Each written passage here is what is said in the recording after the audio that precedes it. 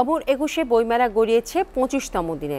২১শে ফেব্রুয়ারির পর থেকেই মেলায় লোক সমাগম কমে গেছে, বেচা বিক্রিতেও নেমেছে ভাটা। শেষ শুক্রবারে পাঠক সমাগম এবং বিক্রি বাড়বে বলে প্রত্যাশা প্রশাসকদের। HM মেহেদী হাসানের একটি প্রতিবেদন। ২৫তম দিনে বাংলা একাডেমির ২১শে বইমেলায় উপস্থিতি যৎসামান্য। মেলায় এদিন নতুন বই আসে ৯৮টি। উপস্থিতি কম থাকলেও লেখক পাঠক আর প্রকাশকদের আড্ডার কমতি ছিল না। তো এবছর আমার ৭টি নতুন বই এসেছে ছোটদের, একটি সিরিজ বই, ৬টি সিরিজ বই এবং একটি হচ্ছে বড়দের জন্য। যতটা আশঙ্কা করেছিলাম নানা কারণে মেলায় লোক সমাগম কম হতে পারে, ততটা হয়নি, বেশ ভালোই চলছে। লাল জুলাই মাসের যে রক্তক্ষয়ী আন্দোলন, সেটার আলোকেই এই লাল জুলাই বইটা।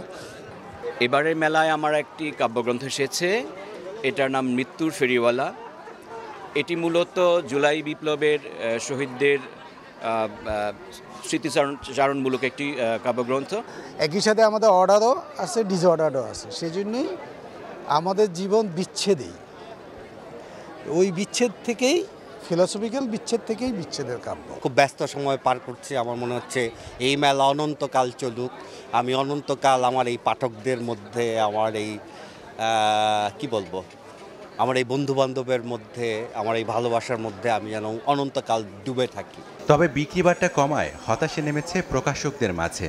বলছেন আগের বছরের তুলনায় মেলার শেষ বেলায় এবার বিক্রি হচ্ছে কম। শুক্র শনিবারগুলো বন্ধের দিনগুলোতে আশানুরূপ বিক্রি হয়, কিন্তু মধ্যে যে দিনগুলো আছে আমাদের, সেগুলো খুবই কম। এখন লাস্টের দিকে তো মূল পাঠক যারা, তারা আসতেছে, বই দেখতেছে, টুকটাক তো অবশ্যই বিক্রি হয় না সেটা না। তো আমরা আশা করছি লাস্ট আর ২-৩ দিন আছে, তো সেটা হয়তো বা আমাদের আরও ভালো কিছু পাবো।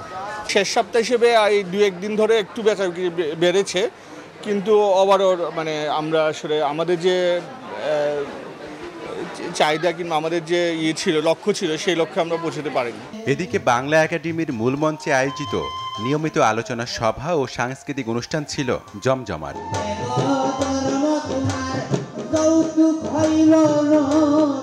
HM মেহেদী হাসান, STV, ঢাকা।